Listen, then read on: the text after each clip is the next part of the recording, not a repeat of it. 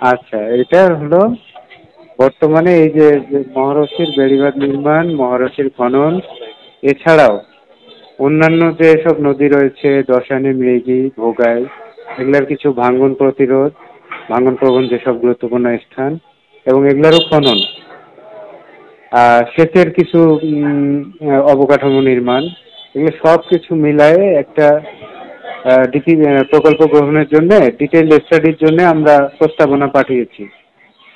এই প্রজেক্টের স্টাডিটা হয়ে গেলে সেই স্টাডি প্রকল্পে যেখানে যা করতে বলে সেটার আলোকে, সেই নির্দেশনার আলোকে আমরা প্রকল্প গ্রহণ করব। এই হলো আমাদের স্টাডির প্রস্তাবনা গেছে বর্তমানে। জি জি, আচ্ছা ঠিক আছে, এই হলো ব্যাপার।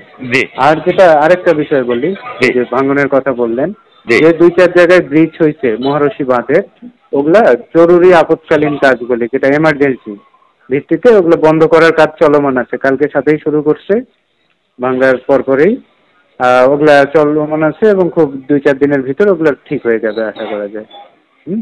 জি। মহারশী নদীটি আমাদের ঝিনাইগাতী উপজেলার পাশ দিয়ে বয়ে গিয়েছে।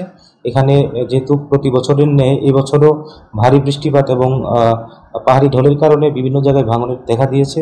এগুলো দ্রুত মেরামতের জন্য আমরা ইতিমধ্যে নির্বাহী প্রকৌশলী পানি উন্নয়ন বোর্ডকে বলেছি এবং আমাদের স্থানীয় আমাদের উপজেলা প্রশাসনের পক্ষ থেকে অন্যান্য যে ব্যবস্থাগুলো নেওয়া প্রয়োজন আমরা খুব দ্রুত সেই ব্যবস্থাগুলো নিব। পানি উন্নয়ন বোর্ড ইতিমধ্যে আমাদের মহারশী নদীর প্রায় 100 মিটার বাঁধ নির্মাণের জন্য তারা সিনথেটিক ব্যাগ এবং জিও ব্যাগের ব্যাগ নিয়ে কাজ করছে এবং পুরো বাঁধটি যেন আরও শক্তভাবে মেরামত করা হয় সেজন্য বড় প্রজেক্ট নেওয়ার প্রয়োজন বলে আমি মনে করি এবং সেটা আমরা পানি উন্নয়ন বোর্ডকে জানাবো, তারা পরবর্তীতে যেন এটা নিয়ে ব্যাপকভাবে কাজ করে। আজকে যদি আমাদের এই এলাকায় একটা বেড়িবাঁধ থাকতো তাহলে আমাদের এই ঘর বাড়ি এরকম অবস্থা হইতো না। আজকে বেড়িবাঁধ নাই দেখে আজকে আমার জমির মাটি, ঘর বাড়ি সব বন্যার পানিতে চলে গেছে, আমি কিচ্ছু বাঁচাতে পারি নাই। আমার এই যে নদীর কিনারে 2 কাঠা জমিন, আমি এক অসহায় গরিব মানুষ, নদীর কিনারে 2 কাঠা জমিন কিনে 1,20,000 টাকার মাটি কাটায় সব ধরনের ফল ফলান্তির গাছ লাগাইছিলাম, যেবারে একটা ঘর উঠাম, কিন্তু ভিটা বাড়ি বসত বাড়ি সবই আমনের গেছা গায়ে। 2 লক্ষ টাকার মাটি কাটলো, আমার অতটুকু ক্ষতিপূরণ শেষ হইতো না। আমার পিছনে যে বাঁধটা দেখতেছেন ভাঙছে, কালকে সকালবেলা বন্যায় আর কি ভেঙে গেছে। এই বাঁধটা যদি বেড়িবাঁধ থাকতো তাহলে এই মহারশী নদীটা ভাঙতো না আর এত ক্ষয়ক্ষতি হইতো না। কারণ এর শুধু আমার একাই ক্ষতি হয় নাই, মনে করেন যে এখানে হাসপাতাল আছে, মেইন রুট, বিদ্যুৎ অফিস, এগুলি সবগুলি কিন্তু আপনার রিক্সের মধ্যে আসছে এগুলি। তাইলে এই বাঁধটা যদি থাকতো তাহলে কিন্তু এই কাজটা হইতো না। মহারশী নদীর বাঁধ না থাকায় আমাদের অত্র এলাকার বহু ক্ষতি, প্রতি বছর নদী বাঁধ ভাঙে বাড়ি ঘর টর জমা জমি সব বালু ফেলে ঘর ভাঙে তছনছ করে। এগুলি আমাদের বেড়িবাঁধের অতি প্রয়োজন। দেখেন আমরা অসহায়, আমরা খুব কষ্ট করি এই ঘর বাড়ি তৈরি করছি। আমরা ছেলে বাচ্চা, মেয়ে বাচ্চা, ছেলে মেয়েদের নিয়ে আমি কষ্ট জীবন যাপন করি। আমি ঘর বাড়ি তৈরি করছি, এইগুলি সব বেড়িবাঁধ বাগারে আজকে এই ঘর বাড়ি সম্পূর্ণ আমাদেরকে ভেসে চলে গেল গা।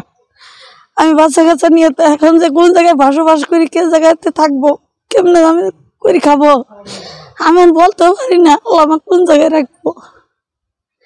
আমার ঘরে 1.5 কাঠা জমির মধ্যে বাড়ি করে আসছিলাম, 3টা ঘর তুলিয়া হঠাৎ করে একেবারে বিরাট বানাইছিয়া উছলে সড়ক ভাঙিছে, ঘর টর সব নিয়ে গেছে গা, অস্থায়ী হয়েছে। আমার স্বামী অসুস্থ, উগি বাল বাচ্চা নিয়ে কোনো মতন খাতেছে, কোনো উপায় নাই আমার। এই বেড়িবাঁধ বহুদিন আগে এই ব্রিজটা এখানে ভাঙার পরে, এই রাস্তাঘাট ভাঙার পরে নদীর বেড়িবাঁধ বাঁধছিল। তো অনেকদিন আগে বাঁধার পরে এখন এতদিন পর্যন্ত যে রাস্তাগুলো এখানে কোনো মারি দেওয়া হয় না, বহুদিন যাবৎ মারি দেওয়া হয় না। এই জন্যই এই রাস্তাটা এই বেশি পাশে আঠাতে ভেঙে গেছে। এখন আমরা নতুন করে বেড়িবাঁধ যাতে তাড়াতাড়ি তৈরি করা হয় সেজন্য অনুরোধ করছি। আমাদের এই নদীটা বেড়িবাঁধ না হতে কিন্তু অনেক ক্ষতিগ্রস্ত হইতেছে। আপনারা যেহেতু বিভাগ একটু চেষ্টা করে আমার এই বেড়িবাঁধের ব্যবস্থা করে দেন, নাহলে আমাদের থাকার সমস্যা। আমাদের মহারশী নদী বাঁধ ভেঙে এলাকা যে জনবহুল হয়েছে, আমাদের পাহাড়ি ঢলের পানিগুলো এসে সেই ক্ষেত্রে এলাকা বিচ্ছিন্ন, কিছু এলাকা 2-3টা এলাকা বিচ্ছিন্ন হয়ে আসছিল রাস্তাঘাট ভেঙে। তবে মহারশী নদী যে আমাদের ঝিনাইগাতি উপজেলার প্রশাসনের পক্ষ থেকে আমরা পানি উন্নয়ন বোর্ডকে অনুরোধ করব যাতে এই বাঁধটা অতি তাড়াতাড়ি নির্মাণ হয়।